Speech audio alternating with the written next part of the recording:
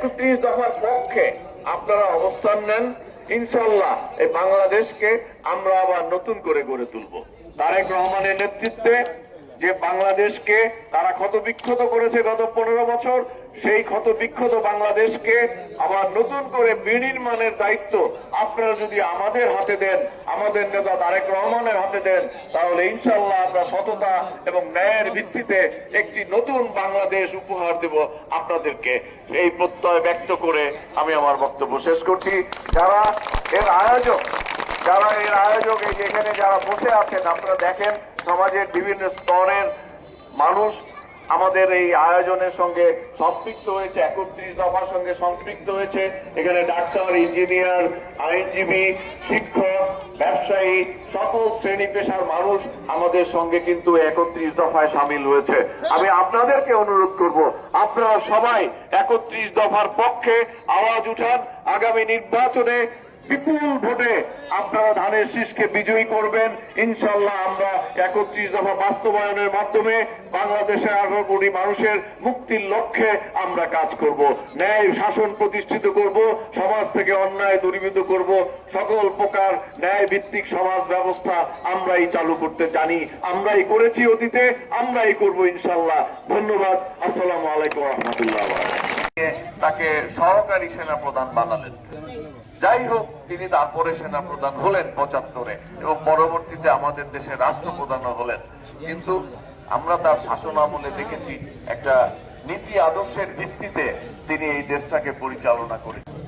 কাজেই আমরা জনগণ যেহেতু তাদেরকে করেছে, প্রত্যাখ্যান করেছে, তাদেরকে বিতাড়িত করেছে, দেশ ছাড়া করেছে, এখন আমাদেরকে আবার নতুন করে এই রাষ্ট্রটাকে গড়ে তুলতে হবে। কিসের ভিত্তিতে? ন্যায়ের ভিত্তিতে। কিসের ভিত্তিতে? ভারপ্রাপ্ত চেয়ারম্যান তারেক রহমান কর্তৃক যে 31 দফা আমাদের সামনে পেশ করেছেন, সেই দফা নিয়েই আমরা কর্মশালায় বসেছি। এই কর্মশালা আমাদের দেশ ও মানব উন্নয়নের জন্যই এই কর্মশালা।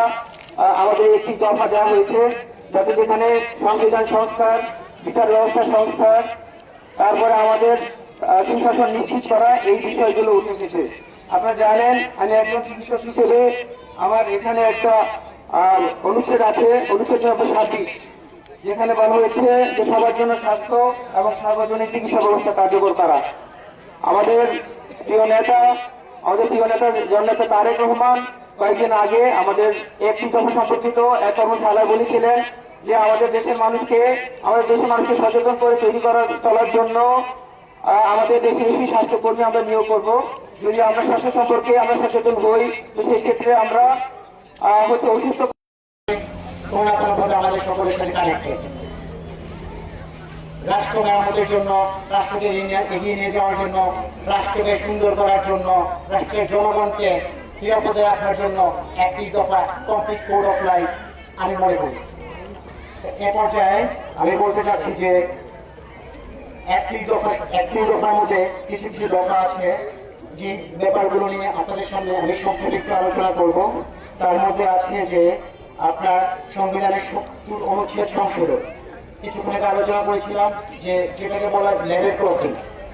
কেউ যে রাজনৈতিক দল থেকে নির্বাচিত হয়, সেই রাজনৈতিক দলের সংসদে উত্থাপিত কোন প্রস্তাবের বিরুদ্ধে ওই দলের বিরুদ্ধে ভোট দিতে পারবে না। যদি ভোট দেয় তাহলে তার সংসদ সদস্যতা বাতিল হয়ে যায়। এটা ছিল একটা কনস্টিটিউশনাল ডিফল্ট, এটা ছিল একটা পার্লামেন্টারি ডিফল্ট, এটা সংবিধানের একটা কালো অনুচ্ছেদ বলা চলে, কালো আর্টিকেল বলা চলে। কারণ সংসদে উত্থাপিত প্রত্যেকটা প্রস্তাবই জনবান্ধব নয়, জনকল্যাণকর নয়। তাই প্রত্যেকটা সংসদ সদস্যই তার নিজস্ব স্বাধীনতা, নিজস্ব চিন্তা চেতনা এবং ভোট দেওয়ার অধিকারটা আছে। সেই ভোটটা তার দলের পক্ষেও যেতে পারে, তার দলের বিপক্ষেও যেতে পারে। কিন্তু বিগত সরকার এমন কিছু আইনের মাধ্যমে, এমন কিছু নিয়মের মাধ্যমে বাস্তবায়নে আজকে জনসম্পৃক্ত কর্মশালা আয়োজনে ওয়েলফেয়ার অ্যাসোসিয়েশন অফ নারায়ণগঞ্জের আয়োজনের সম্মানিত প্রধান অতিথি, বিএনপি জাতীয় নির্বাহী কমিটির অন্যতম সদস্য, নারায়ণগঞ্জ জেলা বিএনপির অবনির্বাচিত সংগ্রামী আহ্বায়ক জননেতা জনাব অধ্যাপক মামুন মোহাম্মদ সহ বিভিন্ন অঙ্গ সংগঠনের নেতৃবৃন্দ এবং মুরব্বী এবং ছাত্রদল, যুবদল সহ এলাকাবাসী সবাইকে জানাই লিপ্ত বক্তব্য দাঁড়িয়ে স্লোগান দেওয়ার সংগঠন বাংলাদেশ জাতীয়তাবাদী ছাত্র দলের পক্ষ থেকে সংবাদ